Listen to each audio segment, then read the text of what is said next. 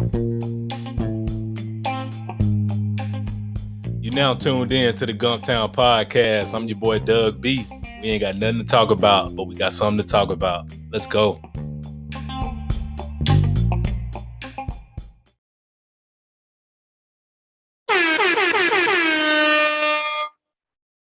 Good people. Welcome back to the Gumptown Podcast, episode 9. I'm your boy Doug B. If you tuned in to this podcast, thank you for your time and your attention. I really appreciate you giving this podcast a shot. Today's guest, I met this gentleman back at the Alabama State University, where we both graduated in CIS, fresh out of that COBA. If you know, you know. He's always been a cool, laid-back brother, always good energy whenever I run into him. He is the founder and owner of Relltechcanic, LLC, and I'm pretty sure you all will be inspired by his story. Let's give a warm Gumptown round of applause for Dorell Johnson.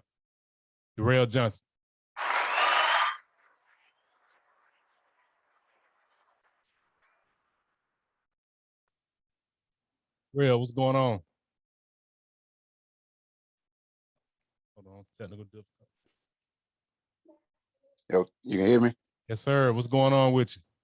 Ain't nothing, man. You know, just trying to make things happen around the Gump and on the outskirts of America.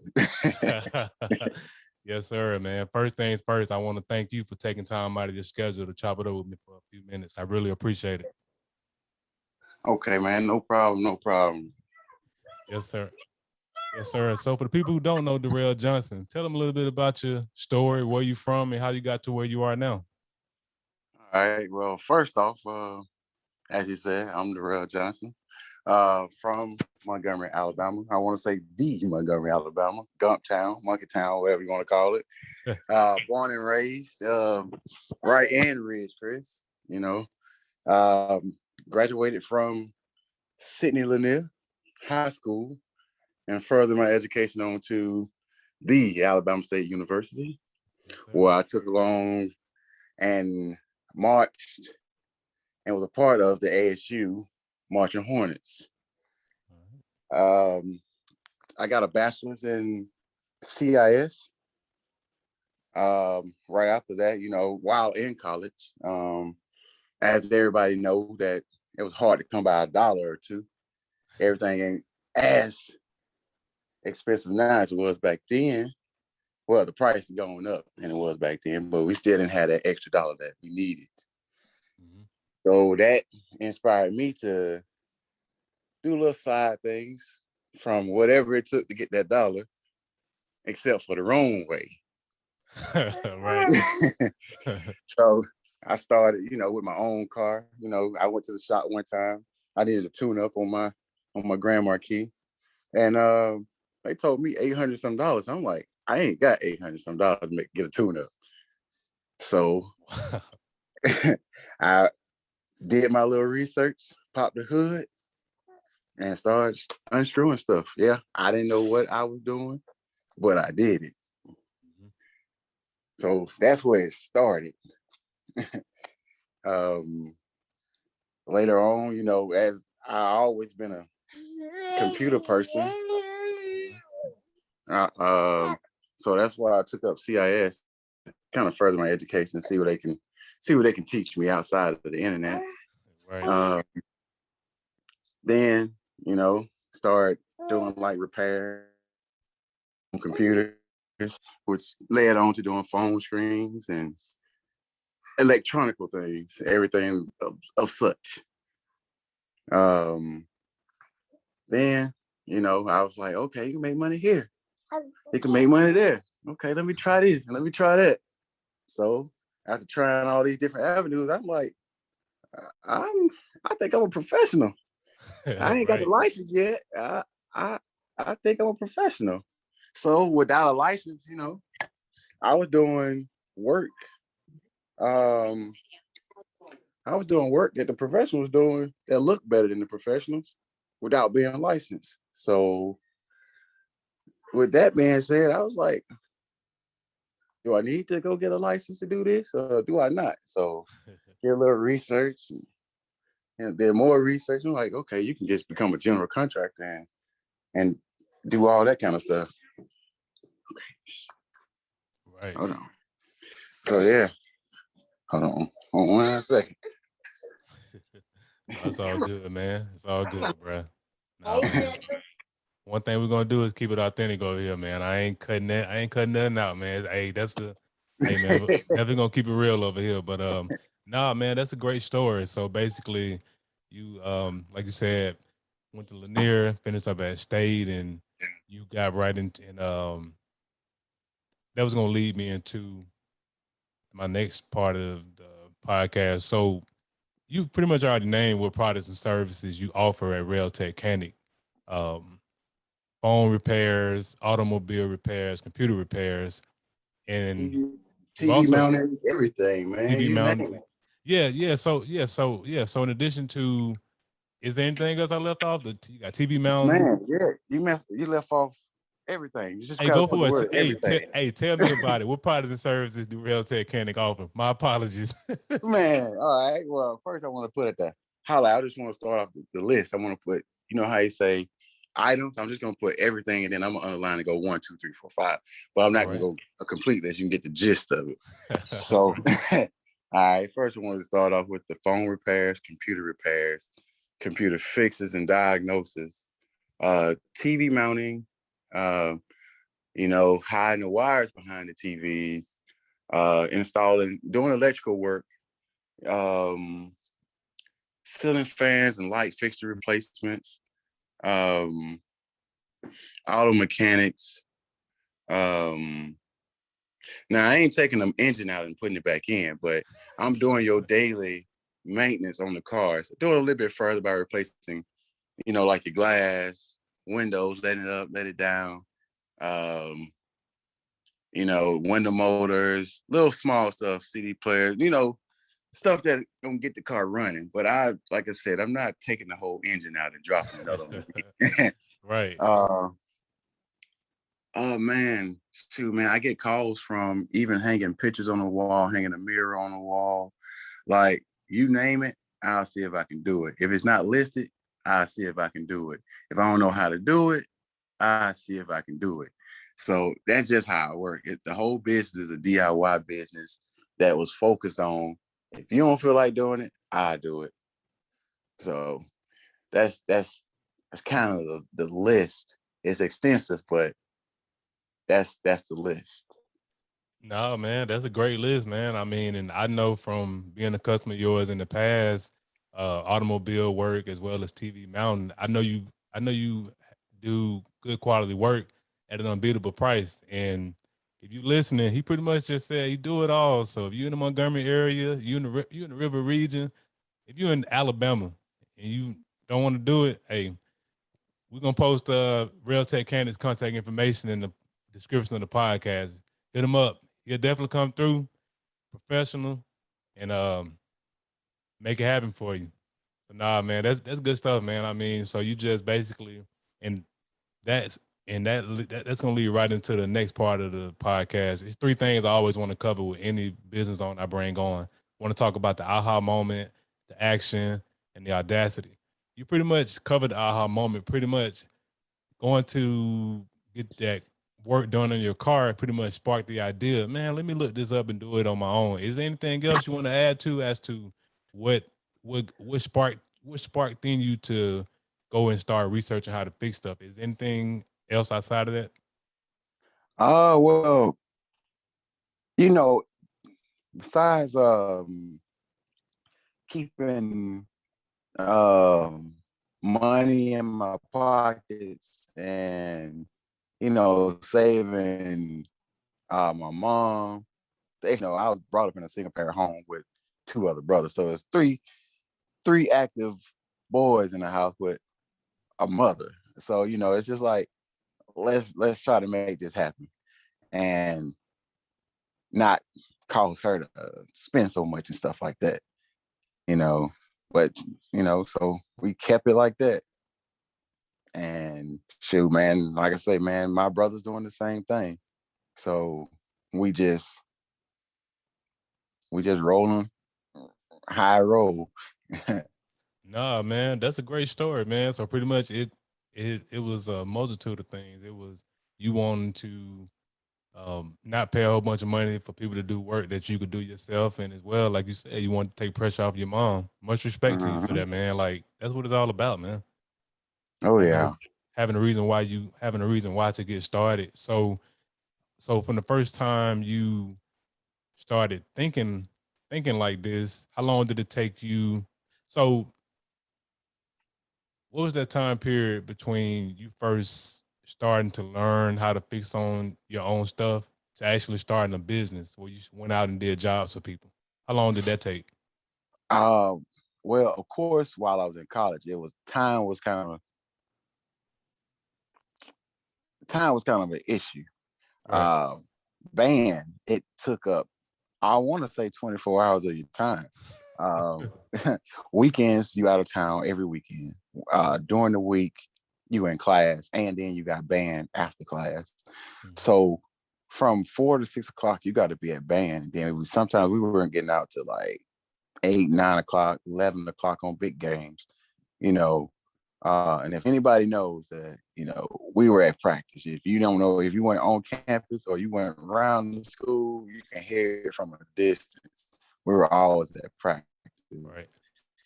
And on top of that, anybody who went to Alabama State knows that COBA, especially the last year, and dealing with policies, you have no time. So time was an essence. Yes, sir.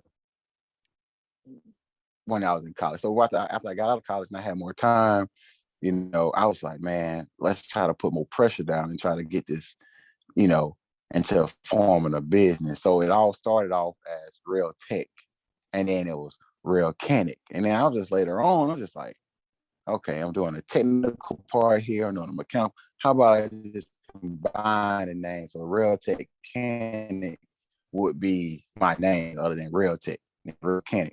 I know a lot of people just try to go off and just say Real Tech right now, but it's still the same. But that's how it all came on up. Okay. Cool, man. So I mean, trust me, I can attest to what you're saying about time is Okay. of the essence, man. And how limited time was. I wasn't in the band, but like you said, y'all practiced around the clock, man. I'll be in there. Be in there 1 second. Yeah, man. So I know I know time was thin in school. So pretty much it was after college when you actually started the company and started going out and doing different jobs. And so the last portion I want to cover is just the audacity, man. It takes courage to step out there and start a business. Like who or what gave you the audacity to step out there? Like who influenced you? What influences did you have? Or was it an internal thing? What got you It started? was kind of self-inflicting, but at the Okay. same time, I always looked at my granddad. He always a go-getter. Don't take off. He gonna go get everything done. So he was more so my motivation of getting it done. Like go, go, go. Like got that drive. Hey, we don't need to ask. We don't need to do it. He's gonna handle it. So that was kind of my motivation to doing it. But like I said, it's also self-inflicting um, um, to just step out and just, man, I know you can do it, man. I know you can. Um, just like I said, I really couldn't break it down no further than that because that's helping you. I was like, no. If I really do need to outsource and get somebody, I can hire somebody that's probably willing to help me out, pay them a little bit, and help me out if I need the help. But 95%, 98% of the time, it's me. Probably 99. But like I said, in the long term, I really do want to get a team that I can really trust and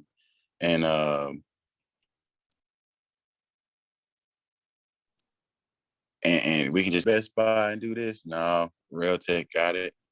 Um, Going to auto shop. They just need a simple brake change. Realtek got it. We trying to be I want to be this all around business that, that's gonna be the name that's on lights. You rolling down and you know Realtek coming.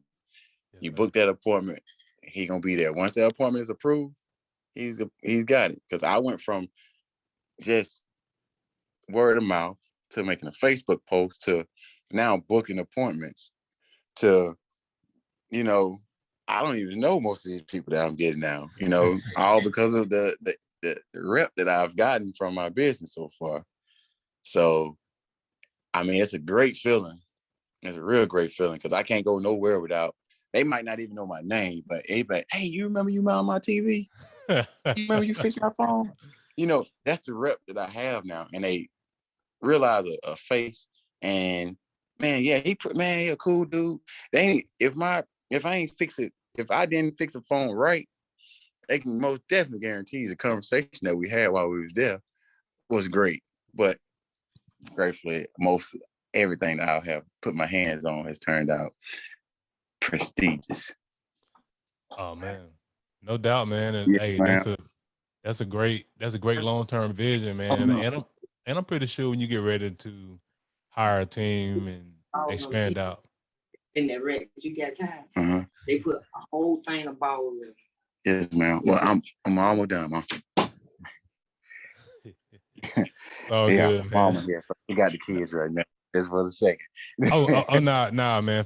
Five more minutes, man, and we'll be done. But nah, man. I was just saying that's a great long-term vision, and I'm pretty sure once you bring on a team, you'll instill the culture that you've already built. Like, man, I don't have any doubt once you start hiring people on, they'll fall in line with the culture you already have in place. Cause yeah, I can definitely attest being a customer of yours, automobile as well as TV mountain, man, it's always good quality service. And like I said, at an unbeatable price. But yeah, man, I know your long-term vision to come true as far as you hiring a solid team that you can trust. So as we wrap up, man, the $1 million question, because I want to shed light on Montgomery. What has, in terms of the Gump, what positive impact has the Gump had on you in terms of your development as a man, father, and a business owner? Oh, let's see. As far as the Gump, like, as far, that's kind of a hard question. No, man. Hey, man, just answer from your heart, man. Like I said, there's no wrong answer, man. Yeah, that's what I know. So, I mean, there's so many different avenues with that question. All right. 1 second. All right. I feel like I'm on the. Let's make a. Who wants to be a millionaire? That final question. hey, man. That's why I put it in at the end because like I said, it all comes back for me. Okay. And that was a big part of the reason why I started the podcast, man. I wanted to shed light on Montgomery. I wanted people to hear from people who either from Montgomery or once lived in Montgomery that are doing great things. Because Montgomery, because if you lived here or if you went to school here, it has played a role in your life. It's had a positive impact of some sort that you can take. Yeah. I mean, Montgomery is a tourist city. Yeah. You got people coming in and out. So, one thing that I do want to bring to Montgomery is, put it on the map. Like, hey, that's the city. That's, besides all the negativity that's been going on, it's the generational. It's crazy. Yeah. But I want to kind of change that, but it's kind of hard to do that around Montgomery at the present time with this generation coming up. But if I can put out there and I know my business ain't gonna have that many right off the bat, but I want to kind of help Montgomery establish a positive impact, not just, oh, okay, Martin Luther King went through there, or we got that First Baptist Church over there, or we got this Rosa Parks Museum, or something like that. That's what I kind of grew up on, and that's all I kind of really know. So, that's kind of in a nutshell what you kind of want to. Yeah. Yeah. So, man, and all of that's good stuff, man. And okay, I know that was I know there's a broad question, like previous question. and especially for somebody who's from Montgomery. I know that's a broad question as far as what positive impact has Montgomery had on your overall development. So if it's one thing that, so in terms of all of the negative stigma that comes around the city, what's just one positive impact that the city had on you? Like in terms of, did it give you that grind, or or like what was Well, the it gave me a grind. It gave me, because you hear everybody say, "Oh, yes, I'm gonna get out of Montgomery and go to Atlanta." No, that's right, always been the question. Like, no, you can do anything right here in Montgomery. The same thing you can do in Atlanta, you can do it in Montgomery. correct? This is I've proven that myself. Like, Yeah, not talking figures, but you can go out here and be a business owner and make way past like double or triple times the minimum wage, just being a single business owner. right. So, I've been trying to really kind of prove that wrong, which I have. Like, you don't have to leave Montgomery and go out here and try to go make no money. No, you But it's don't. always it's really not. So, if you really want to put it out there like that, you just say, "Hey, I got me a house in Montgomery, but I travel on out here to Atlanta, but I'll be back to retire in Montgomery." Right. So, But right. it's it gave me a grind. It really pushed me to, after hearing, like being in college, you run toward, you come across all these different cultures, it's diversity and all this kind of stuff, and all you hear, and I've been around a multitude of personalities and Yes, sir. everything, and especially being with that band, Yeah. and it's always, because some of those people that came from out of town still here.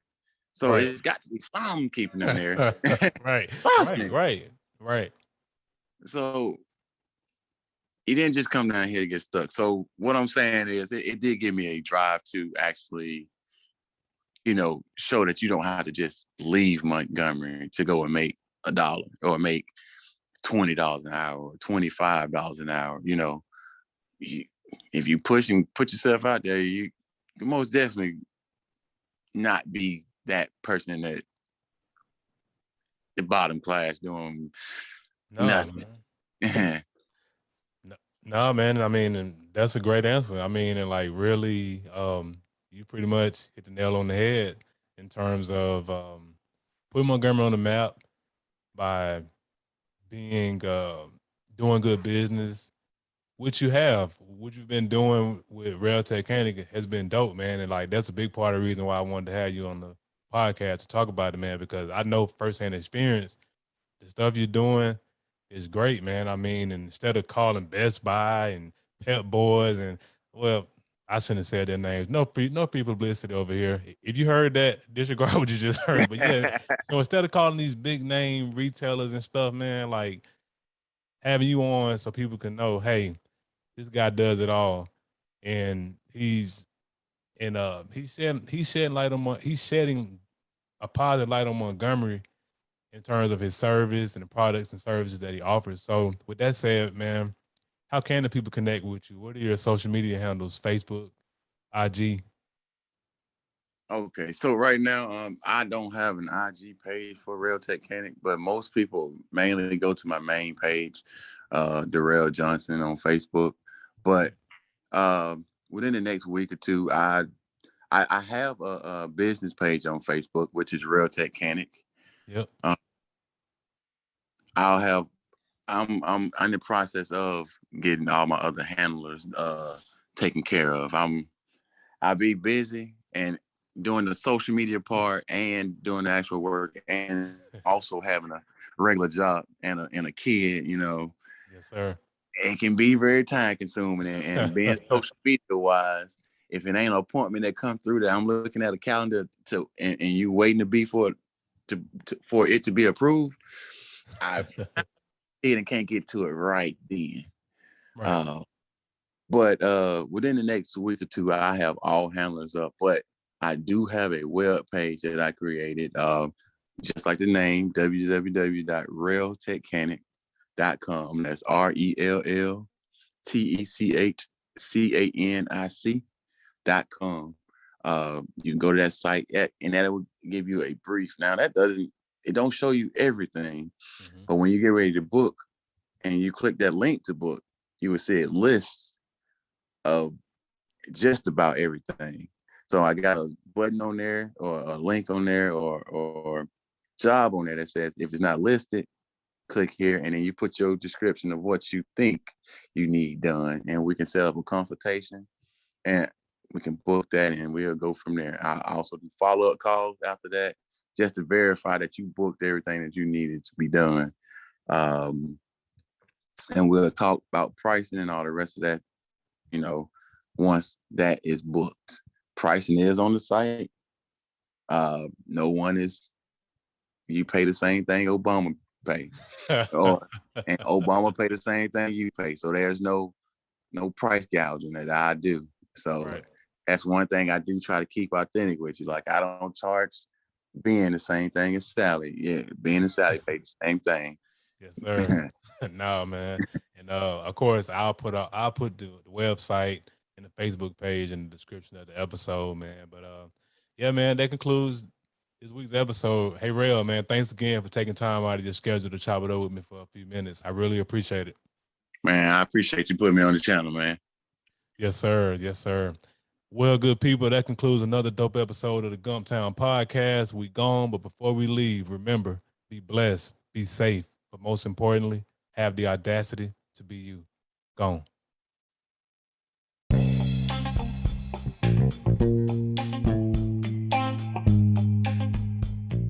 Thanks again for tuning in. I appreciate your time and your attention. Until next time.